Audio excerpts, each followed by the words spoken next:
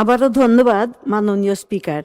আপনার মাধ্যমে আমি শিক্ষামন্ত্রী মহোদয়ের কাছে একটু জানতে চাই, এইচএসসি পরীক্ষা বর্ষা মৌসুমে হয় এবং এইটাতে বারবার শিক্ষার্থীরা চরম দুর্ভোগে পড়েন এবং অতিবর্ষণ, জলাবদ্ধতা, বন্যা পরিস্থিতি এবং বৈরী আবহাওয়ার কারণে প্রায় প্রতি বছরই 2025 থেকে শুরু করে চলমান অবস্থায় এইচএসসি পরীক্ষার্থীরা অত্যন্ত সংকটাপন্ন অবস্থায় পরীক্ষা দেন।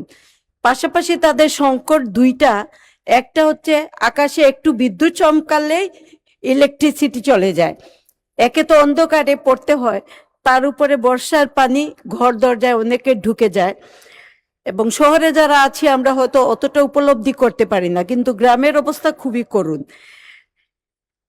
কেউ নৌকা দিয়ে কিংবা ভ্যানে চড়ে পরীক্ষা দিতে আসে, কেউ আবার হাঁটু পানি, কেউ কোমর পানি মারিয়ে আসতে হয়, যার ফলে তাদের এই সময়ে কাপড় চুপড় সহ সমস্ত কিছু ভিজে যায় এবং শিক্ষা উপকরণগুলা, কলম পেন্সিল যেগুলো তারা নিয়ে আসে, হুচুট খেয়ে পড়ে সেইগুলোও ভিজে যায়।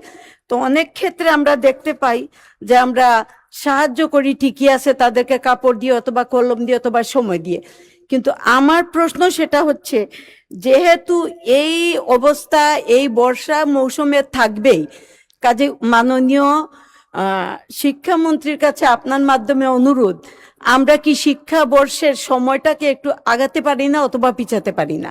ধন্যবাদ আপনাকে।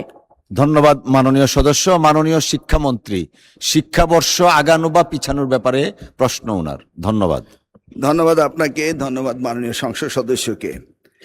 এই যে কনসার্ন পরীক্ষাটা কখন না হবে এই বিষয়ে আমরা দায়িত্ব পাওয়ার পরপরই আপনি হয়তোবা লক্ষ্য করেছেন, আমরা এসএসসি এবং এইচএসসি দুইটি পরীক্ষাকে খানিকটা আগিয়ে এনেছি এবং আমাদের প্ল্যান রয়েছে 2027-এর এসএসসি ব্যাচ ধরে আমরা আস্তে আস্তে এক্সামিনেশনের মান্থ হবে ডিসেম্বর অ্যান্ড জানুয়ারি।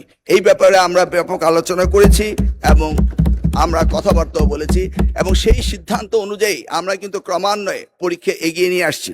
আমরা জানি মনসুন সিজনে পরীক্ষায় এই ধরনের জটিলতার সৃষ্টি হয়, সেটা মাথায় রেখে এবারও আমি এক মাস এগিয়ে এনেছি, পিছনের দিকে এনেছি, যেন আমরা এই সিজনের বাইরে চলে যাই। সেই সময় অনেক আপত্তি হয়েছিল, বলা হচ্ছিল কেন আমি এগিয়ে নিয়ে আসছি। আনার একটি মাত্র কারণ ছিল এইটি, কিন্তু অপরদিকে আমাকে সিলেবাসও দেখতে হবে যে সিলেবাস কাভার হচ্ছে কিনা, সেই জন্য আমরা চাইলেও পারছি না। সব কিছুকে অ্যাডজাস্ট করতে হলে it needs a little bit time. আমরা আবারও বলছি, বেসলাইন হিসেবে 2027-এর এসএসসিকে টার্গেট করে আমরা ক্রমান্বয়ে পরীক্ষাগুলোকে এগিয়ে আনতে চেষ্টা করছি। আজকে যে বৈরী আবহাওয়াতে যে ক্ষতিগ্রস্ত হয়েছে, আমরা ইন্ডিভিজুয়ালি প্রত্যেকটিকে লোকেট করে এবং কোথায় কি ব্যবস্থা নিতে হবে সেই ব্যবস্থাগুলো আমরা নিরূপণ করে ব্যবস্থা নেব। শিক্ষার্থীদের কোনো রকম অস্থিরতার দরকার নেই, তারা আমাদেরই সন্তান। আমরা তাদেরকে কিভাবে পরীক্ষা নেওয়া যায়, কিভাবে তাদের রেজাল্ট ইমপ্রুভ করা যায়, সবকিছু আমরা দেখব। ধন্যবাদ আপনাকে মাননীয় স্পিকার।